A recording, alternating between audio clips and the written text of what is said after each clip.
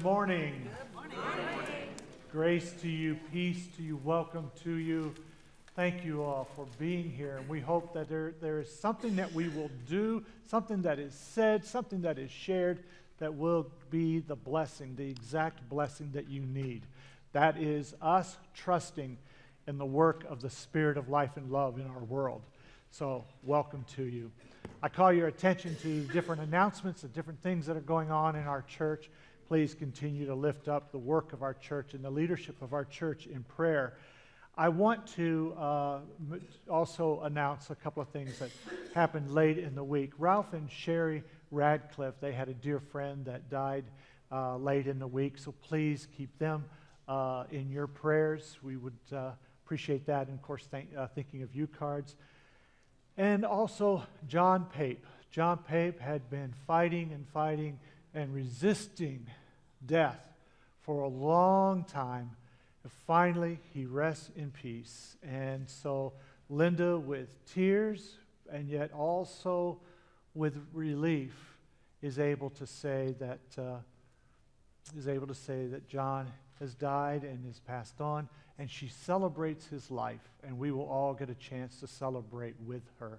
So continue to lift her up in prayer as well. Now there is another thing. We have a couple of things going on, and Abbott, I'm going to count, and Karen, I'm going to count on you guys. First of all, this cloth over here on the wall has multiple pictures of Jesus. This is going to be during Lent. It's going to be, we're calling it our Gallery of Jesus. Gallery of Jesus, is that correct?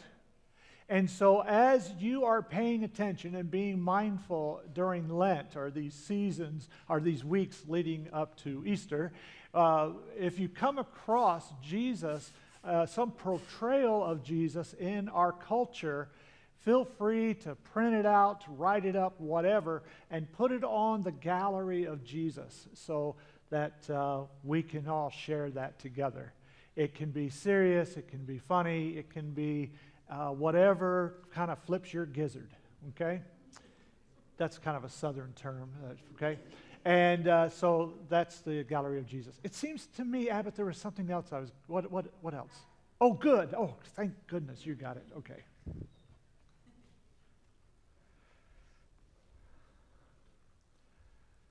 Good morning.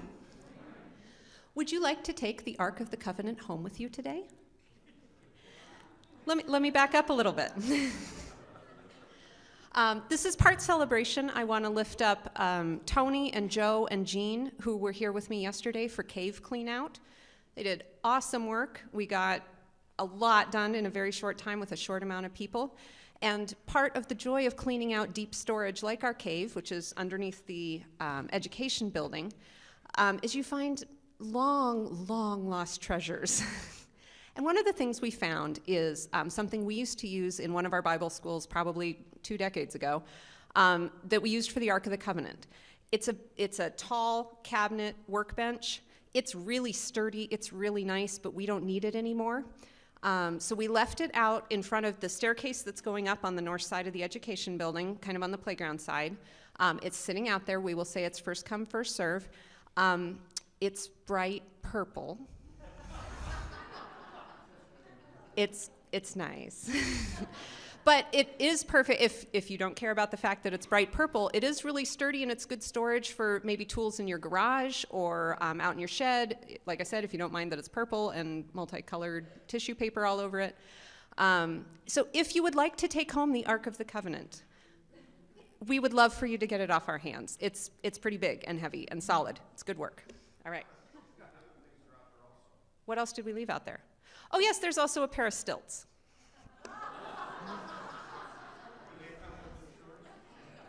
They do not come with insurance, and you can ask my husband about trying to walk on them. All right. All right. Very good. Thank you for that. And then Travis has been joined our band for the last several weeks, and people have said, yeah, we're grateful for that. And people have said, what is that newfangled thing that you're playing? And so, Travis, would you please show us and talk about that for a second? Unfortunately, I can't go very far with it. So I was wondering if You're plugged in. Yeah, hold on. Okay, let me get out of the way. And here you go.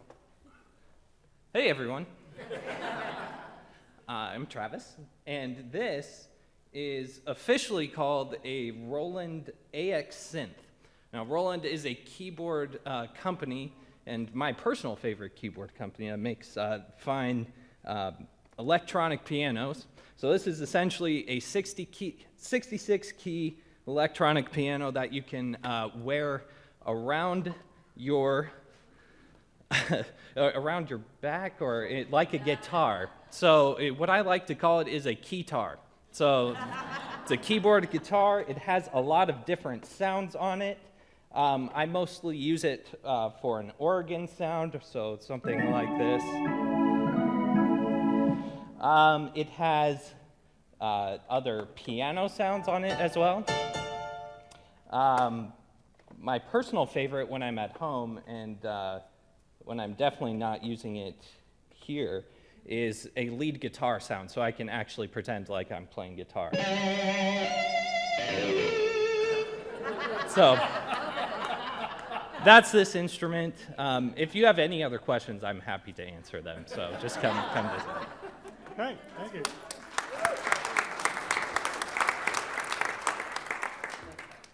All right, very, very good. And so I invite you to take a deep breath.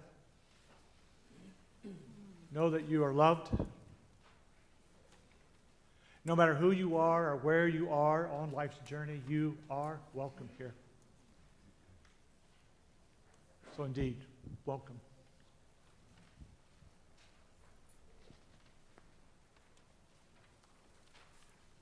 Good morning. Please stand as you're comfortably able and join me in this morning's call to worship. We gather this morning acknowledging that all of life can be a lesson to us if we allow it. We acknowledge that our community feels a special call to interact with meaning and intention with art and culture. We gather this morning acknowledging that our covenant asks us to set aside times of worship and study. Journey of the Spirit is a time to study. Our gatherings will lead us through strange places, technology, story, and myth, the magic of cinema and music. May this time together in worship and study open our eyes to the meanings, the values, and the theologies of the culture all around us. May our journey of the Spirit enliven us all and bring us grace. Good morning. Once in a while somebody shares something with me that I feel obligated to share with others, and so this morning I apologize ahead of time. It's a joke, and a doctor calls a patient, and the doctor said, "I have bad news and worse news." And the patient says, "Oh my goodness, what's the bad news?" He said, "You have 24 hours to live." He says, "Well, then what could be the worst news?" He said, "I forgot to call you yesterday."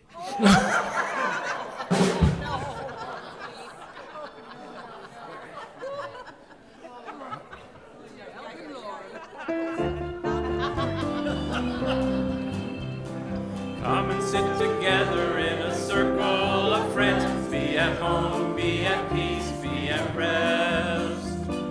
Come and sit together in a circle of friends.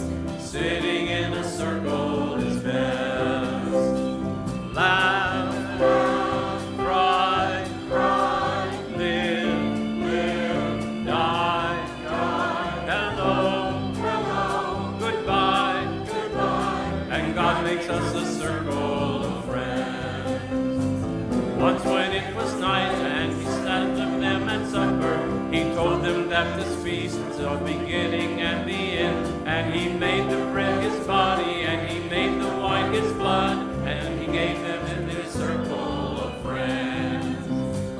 Laugh, cry, live, die, hello, goodbye, and God make us a circle of friends. Somewhere in its morning and the church fills up with sunlight, the Spirit is in the music and the word is on the wind. There is fire on the table and the bread and wine are speaking, and God makes us a circle of friends. Laugh, cry, live, die, hello, goodbye, and God makes us a circle. Yes, God makes us a circle, and God makes us a circle of friends. Please be seated.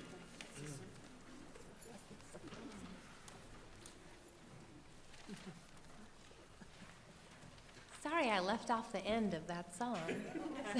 Sorry about that. Yeah, there wasn't room for it anyway, so you guys, you're fine. Please join me as we center ourselves and enter into worship in a time of prayer. I often say that journey of the Spirit, that Lent is a time that we study. But it's more than that. We're allowed to make it more than that. It can be a time to change. That's sometimes at the heart of our faith journey, to see clearly and to think differently, to act differently. It can be a time to remember with grace and with gentleness to ourselves, to remember that we are children of God. Please join me as we sing the prayer of Jesus.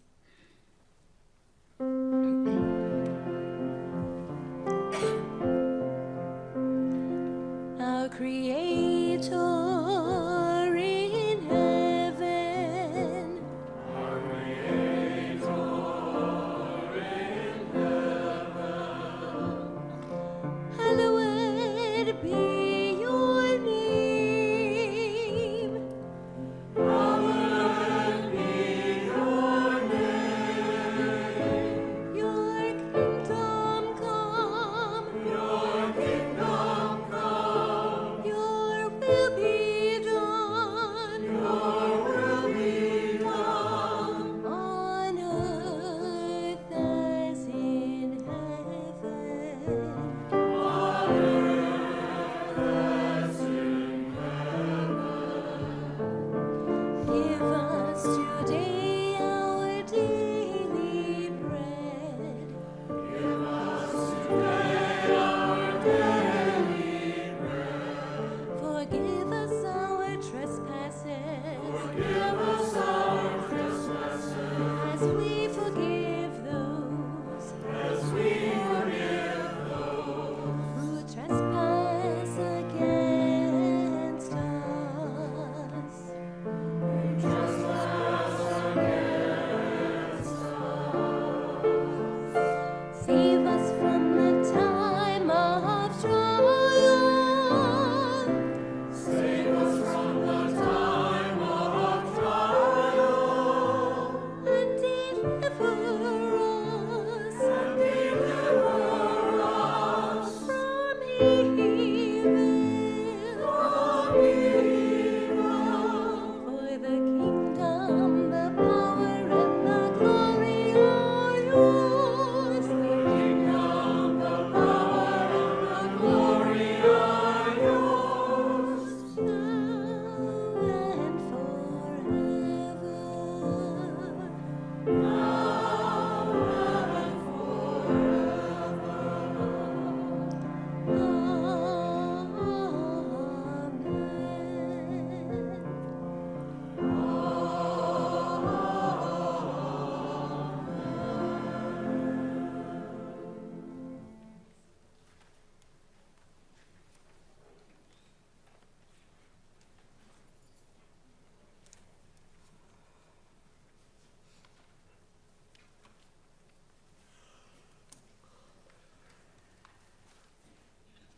The word about life comes from Luke chapter 8.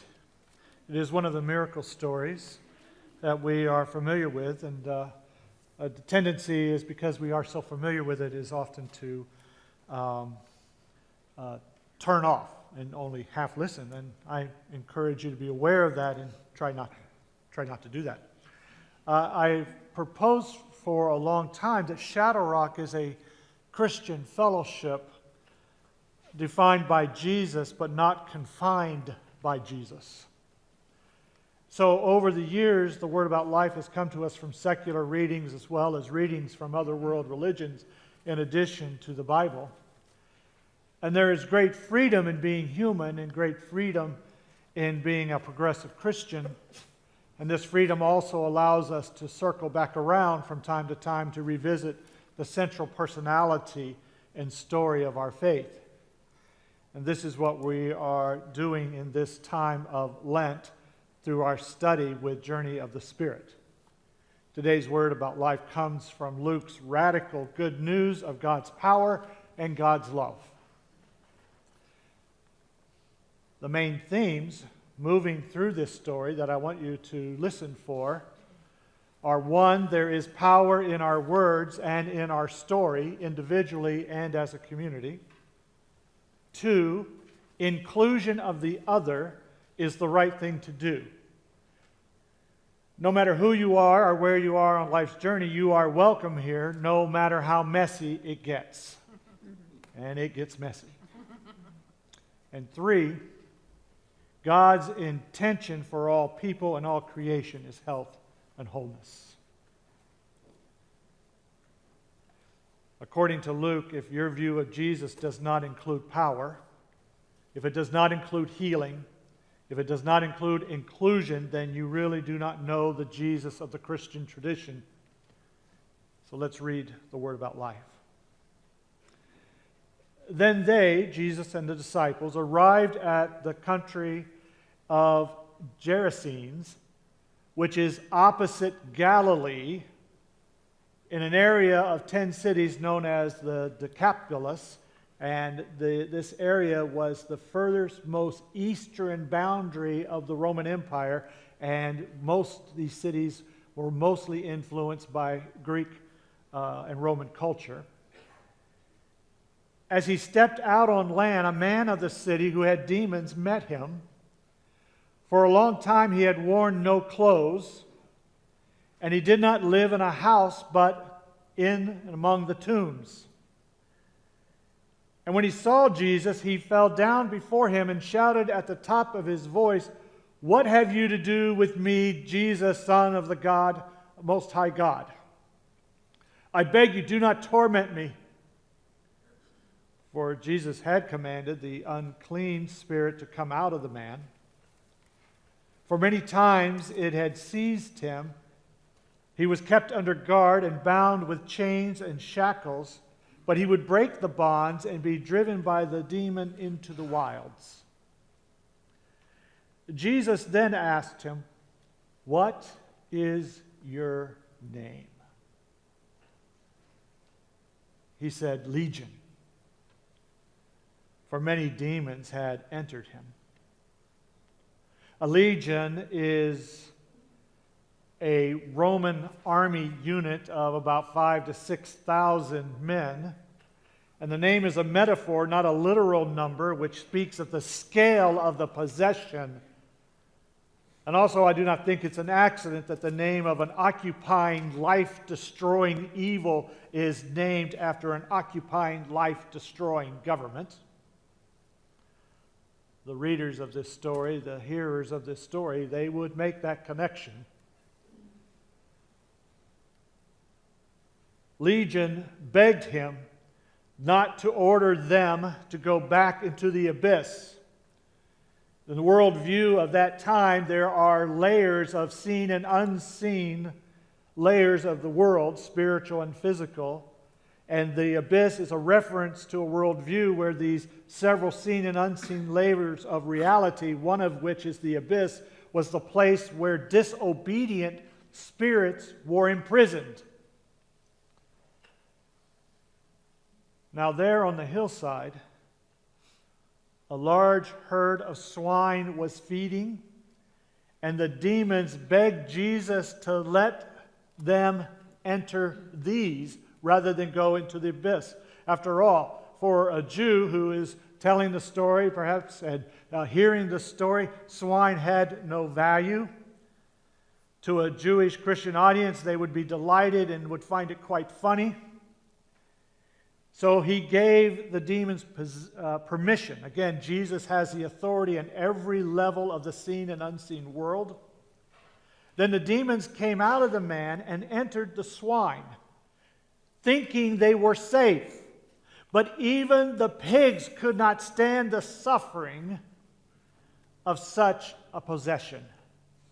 And the herd rushed down the steep bank into the lake and was drowned. When the swineherds, that is the Gentile pig shepherds, saw what had happened, they ran off and told the story in the city and in the country. And then people came out to see what had happened, and when they came to Jesus, they found the man from whom the demons had gone sitting at the feet of Jesus, clothed in his right mind. And they rejoiced at the healing and turn of good fortune for the man. No, that's not what it says. Instead, what it says is, and they were afraid.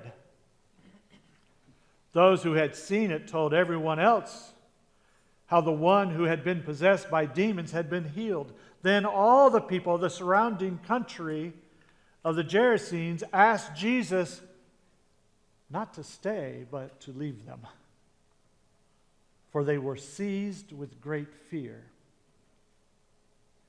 So,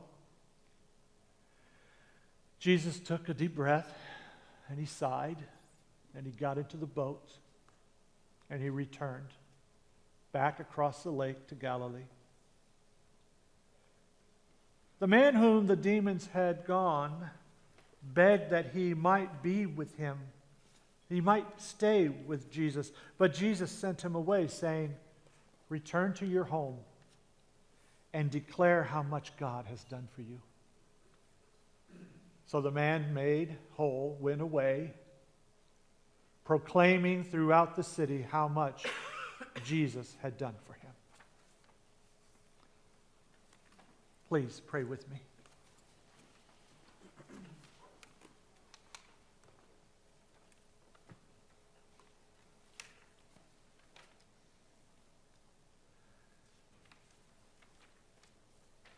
O God, the Spirit of life and love, O bond between us, between all people, between me and this congregation. May I say something of value. May there be a word of healing. May there be a word of encouragement.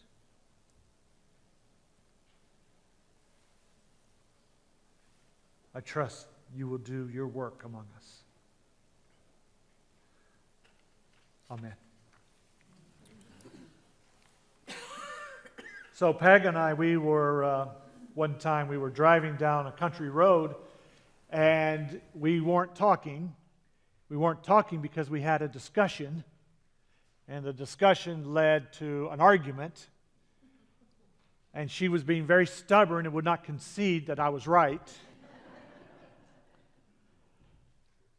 And so we keep driving, and then we drive past this farm, and then on this farm are all this livestock in a great big pen of pigs. And I say, relatives of yours? And she raised her one eyebrow at me, as you know she can. And she said, "Yep, in-laws."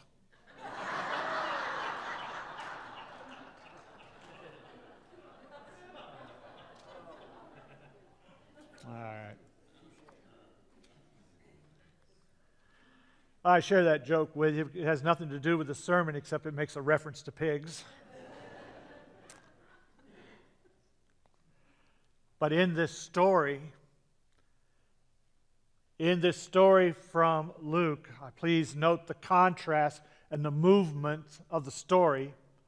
The story gives us pigs and tombs and demons and nakedness, shame, isolation, and meaninglessness. And these negative aspects of life are resolved into returning home, returning to community, being clothed, restored dignity, belonging, and purpose. And we may say, yes, another miracle story that really has no place in our time and culture. And we can explain away the spiritual demonic claims with our contemporary understandings of mental illness. And we can explain away the supernatural healing with the power of counseling and empathy and medications. Our contemporary minds need to either explain away the unnatural and the uncomfortable parts of the story or do away with the story completely. Many people, for good reason, want to cast all religion into a herd of swine in hope that all religion runs off a cliff and drowns. And I get that. But I think such easy dismissal of such wisdom denies us insight and power for our lives. There are a lot of layers to this story, but the one place I want to focus is the reaction of the people when a good but unusual thing happens in their midst. The people came out to see what had happened. When they arrived, they found Jesus and the healed man together. They found the demons were gone. The man was wearing clothes, thank God. And the man was oriented to time and place and making sense. Something in their community had changed. That which they were used to and familiar with had changed, and they were afraid. The brokenness that was expected had been made whole, and they were seized with fear. We think at first hearing this is ridiculous. How could such a scary man made well be scarier and be a scarier situation than before? Does this say something about us? Does it say something about human nature? Healing and wholeness can be frightening, especially when you have built your whole life around a broken status quo. A person with mental illness can be hospitalized, get better, and then go home and become shattered all over again. A spouse or a life partner can travel for their job for years, have a job change that allows them to stay home, and the family is completely stressed. And here at Shadow Rock, we saw scores and scores of migrant people coming through our campus, staying the night. They were fed and bathed and clothed and made to feel safe. We called it Hope Station because while the world tried to take away their hope, our hospitality did all it could to restore their hope. All these good things happened.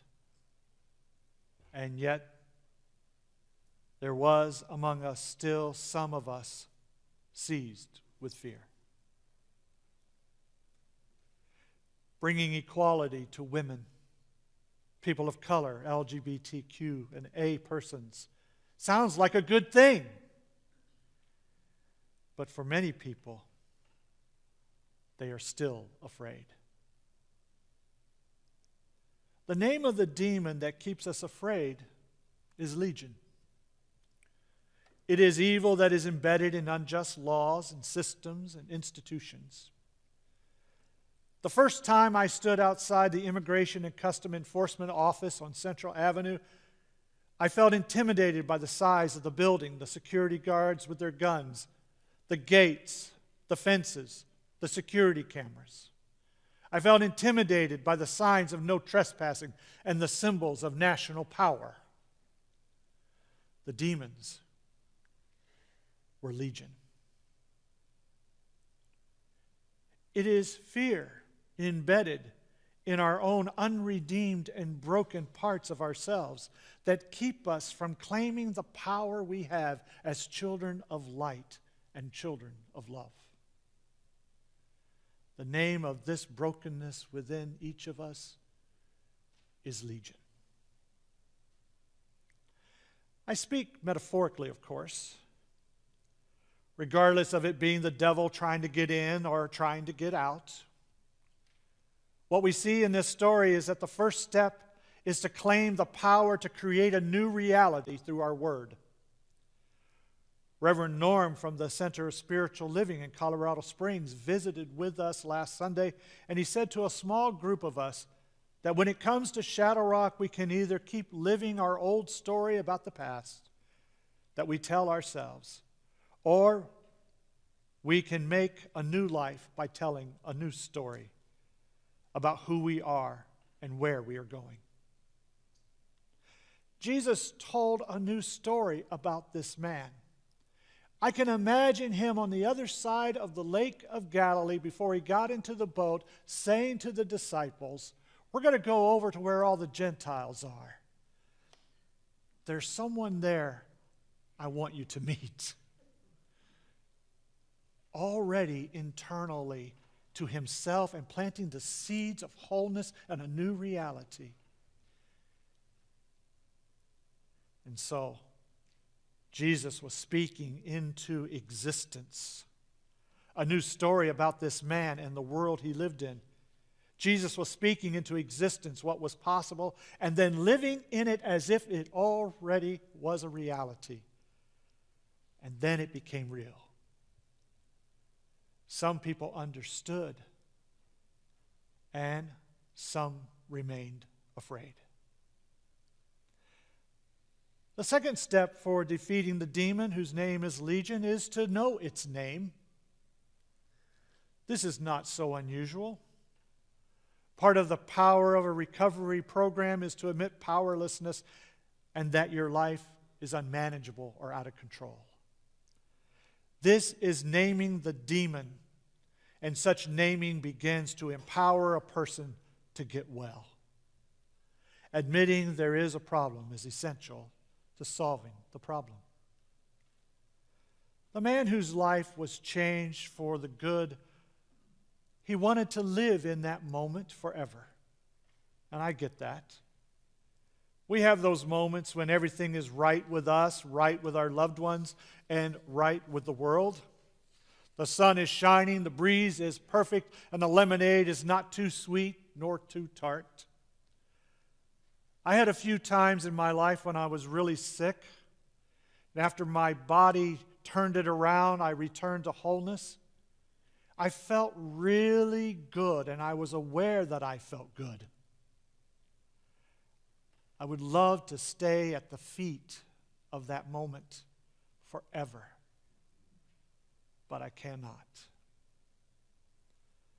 I get to return home and declare how much God has done for me.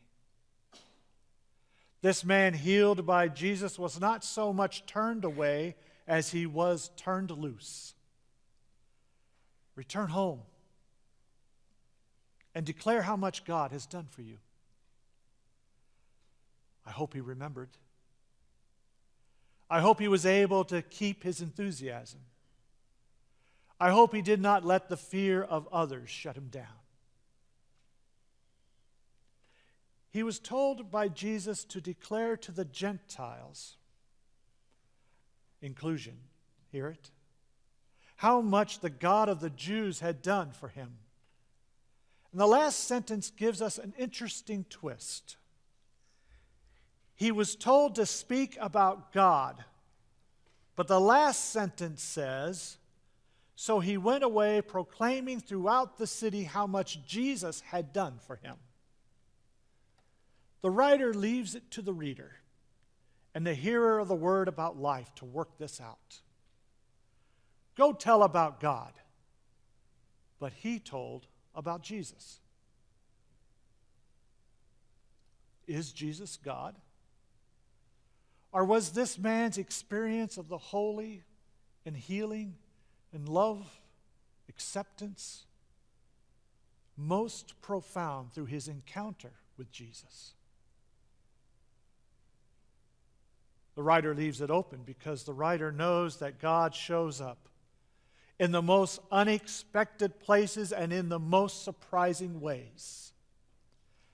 Perhaps God even showed up to a Gentile living among the dead, naked, totally outcast, no understanding of time, place, life, or his place in life. Did this through a poor rabbi carpenter from the other side of the lake. On our journey to the Spirit, of the journey of the Spirit to Easter, I hope Jesus shows up for all of us and helps us with our own demons. Amen.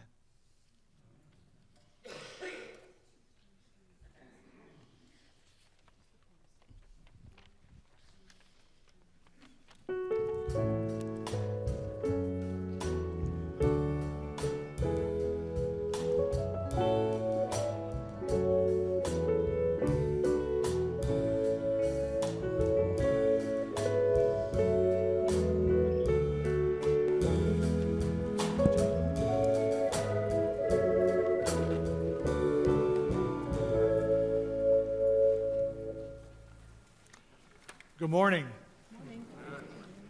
And so this is the time in our service when we lift up the celebrations of our lives. It can be a birthday, it can be an anniversary, it could be perhaps you were surprised by grace.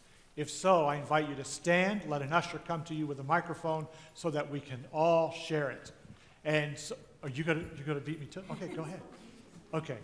So I invite you to stand and let an usher come to you with a microphone. So I will start, and that Janice, would you please stand? Would you please? Please face the congregation. Janice has asked to join this church over and over and over and over and over again. Every week she puts in connections count paper, I want to be a member, I want to be a member. We then have membership Sunday and she's out of town. So finally last Sunday she said, I am a member. Will you please welcome her?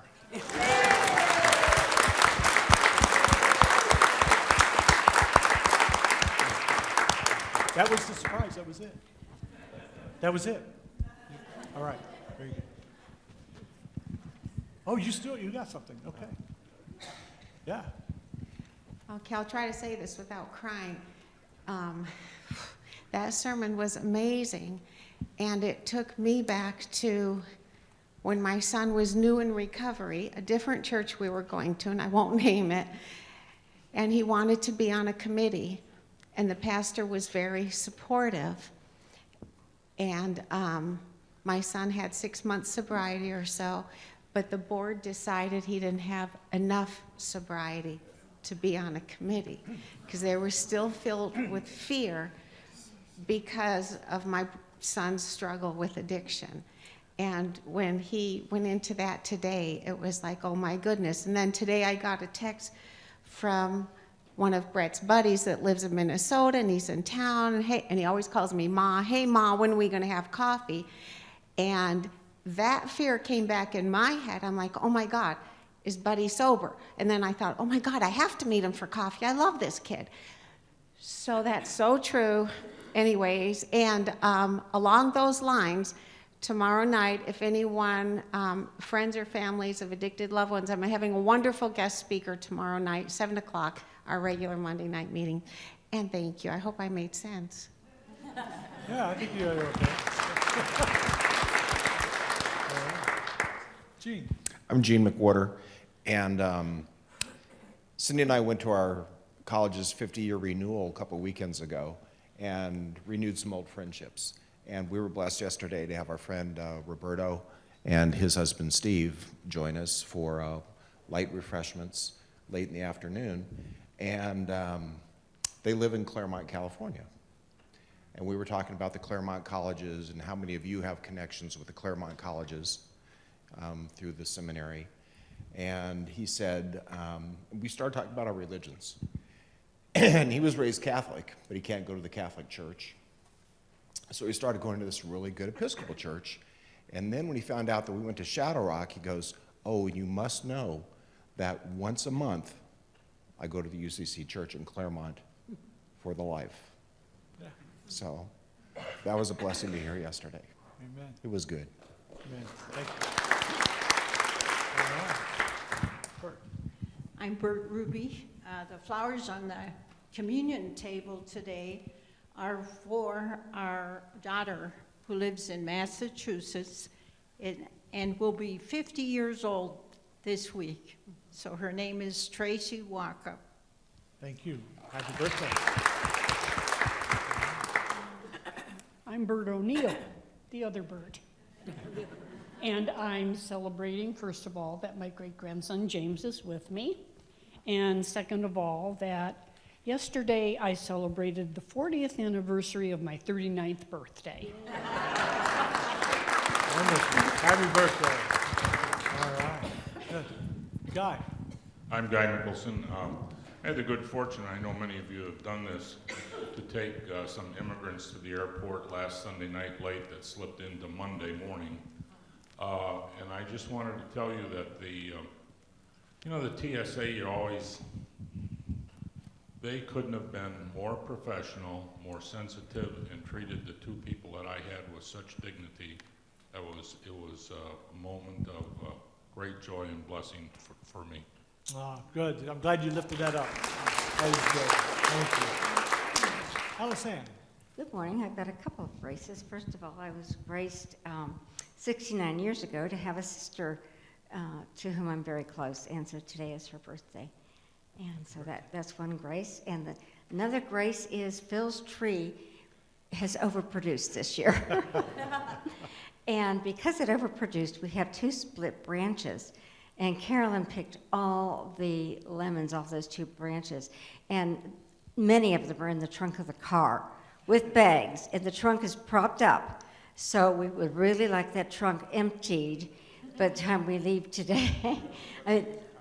You can take as many lemons as you want. And if you want more next week, you can have more. There's plenty.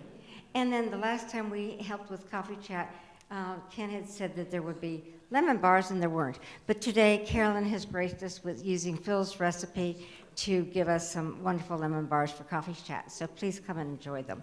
Wonderful. All right. Thank you for the lemon bar. All right. Thank you. We also want to say welcome to all those that are visiting with us. And visiting with us is a UCC couple from Wisconsin. Welcome. So glad that you're here. And are you retired?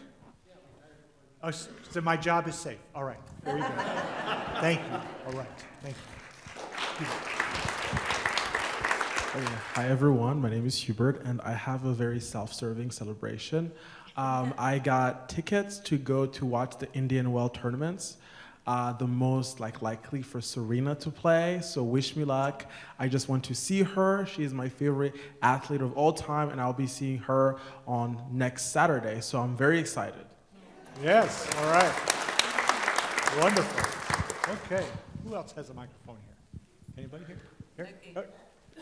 I am standing. Yeah. She needs the stilts. Mickey Tucker.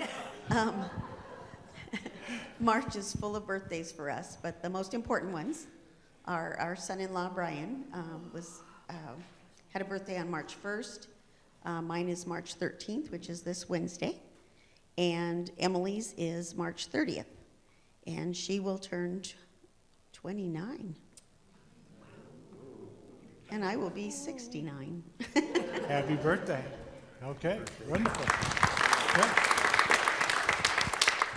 I'm Patricia Clark, and I wanted to remind you that on Saturday at 5:30 in the multipurpose room, we're going to be having a potluck, a video, and auricular acupuncture for those who want. And the people that are invited are anybody who sees himself as a healer, or somebody who feels like they need healing, or somebody who just wants to have improved wellness. Wonderful. Thank you for that invitation. Hi, I'm Pat Pierce, and March 5th was my 7th year anniversary of becoming cancer-free. Yay. And I want to lift up my husband, John, and my sister, Susan, because they were so supportive of me when I got my diagnosis and then during recovery, as are many of you and several other wonderful people at Shadow Rock. Thank you. And by the way, on the 17th, I'm turning 70. Happy birthday. All right, Sharon. Hi, I'm Sharon Ray, and I want to say thanks to Betty Woolover saying exactly how she felt in our Journey of Spirit group this morning. I really felt a moment of grace, and I hope other people in the Journey of Spirit group felt the same way, because she spoke up and said exactly how she felt about what we were talking about and what we were doing. It made the group as a whole really talk about what we were doing, and I think we all began to understand what a meme is and why we were studying memes and what we were doing and how it led into your excellent talk this morning. And I want to thank Betty for that moment of grace. Amen. Thank you. Yes.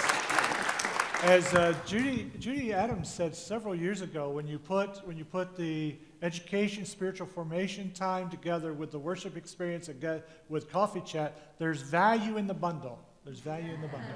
Okay? Yes, Max. Hi, everyone. Maximo Campagna. I just wanted to celebrate the life of John Fortini. He passed away recently to cancer. He was a friend and mentor, early 40s, so just celebrating his life. Thank you.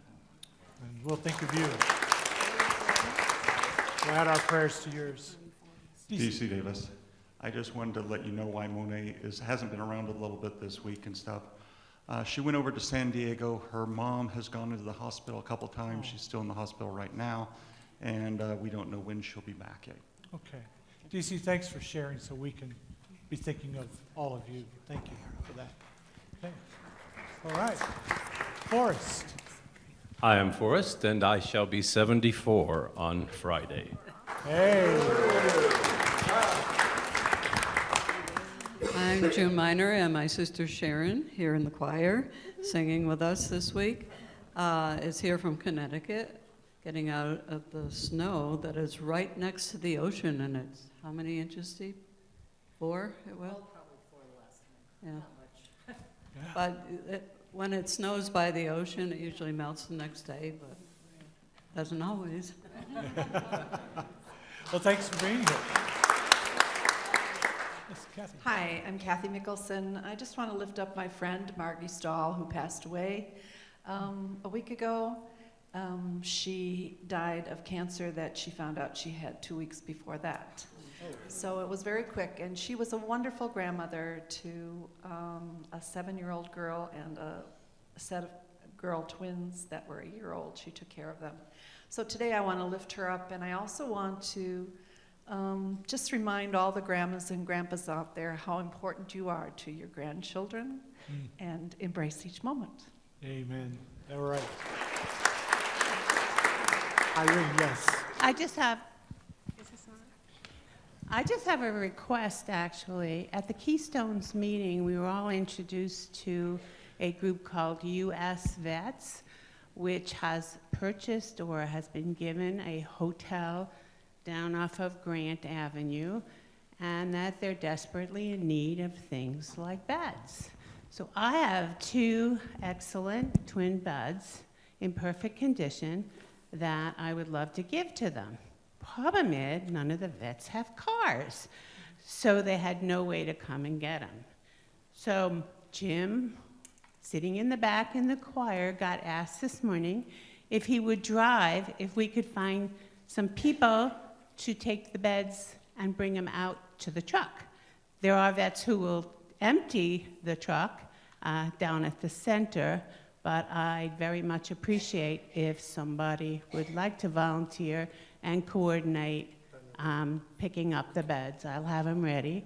I might even be able to convince my pool gentlemen to take the beds and put them out as far as the garage make it a lot easier if I catch them. But I think that the use of the beds would be great. There are many veterans being moved into the apartments, and we did donate a lot of items from the Keystone meeting. And I went to Goodwill and bought a dozen towels, perfect condition, for 50 cents a piece. So I'd like to send them along. So if someone could get in touch with me, my phone number is 480-390-9330. And then I will get back to Jim, who kind of got roped in this morning, and we could hopefully arrange to get the beds down to them. There can be can be delivered any daylight hours is what the direction I was given. Thank you. Thank you, Irene. Yes, Joe. Joe Botticelli. I wanted to be thankful. The Botticelli household had a really bad week 2 weeks ago between sicknesses and injuries. Gina had suffered a concussion playing ball. This week went so much better. Friday, she passed her concussion test. So in 5 days to a week, hopefully, she'll be able to go back out and play again. So Nice. I want to thank everybody who's known about it and kept their prayers for her. She's looking good again. Yes. Thanks. Thank you, Joe. Thank you. Oh, Carolyn. Now, just so you know, we start over here, and then we go this way. This is an addendum. Okay. Alice Ann wanted to remind everybody that she drives a gray Volvo that's parked right at the bottom of the hill with the trunk propped open, if you're interested in getting some lemons. All right, thank you. Wonderful celebrations, all the way from lemons to celebration of life of friends and family, to Gina going back up on the softball field. So many things going on. So let's celebrate the deep goodness of life. Remember to sing with your heart. We shall be known by the company we keep, by the ones who circle round attendees find. We shall be known by the ones who sow and reap the seeds of change alive from deep within the earth. It is time now, it is time now that we thrive. It is time we lead ourselves into the way. It is time now, and what a time to be involved in this great turning. We shall learn to lead in love. In this great turning, we shall learn to lead in love.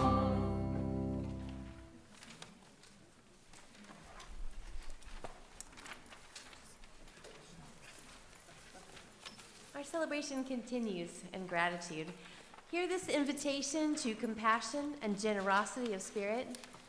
We give to express our support for inclusion, justice, and spirituality in this place and beyond.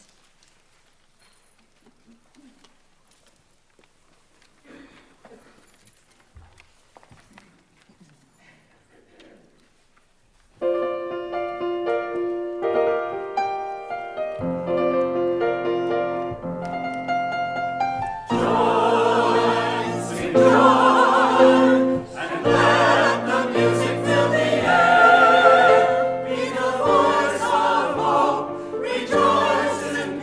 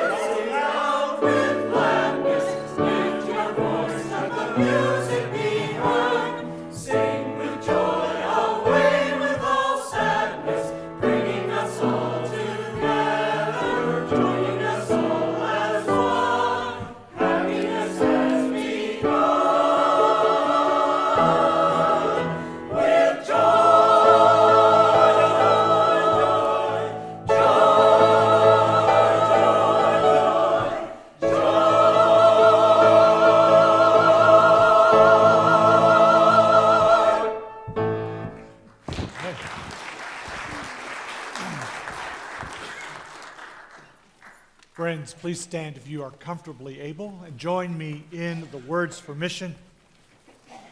Also want to invite everyone over to the other building for coffee chat.